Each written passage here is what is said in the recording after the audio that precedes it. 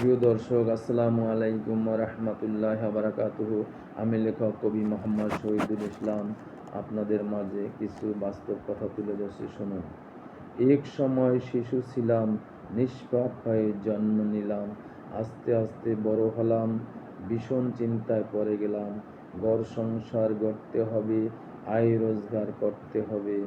আয় রোজগার করবে যখন, বন্ধু বান্ধব থাকবে আপন। আয় রোজগার কমবে যখন, মানুষ তোমরা চিনবে তখন।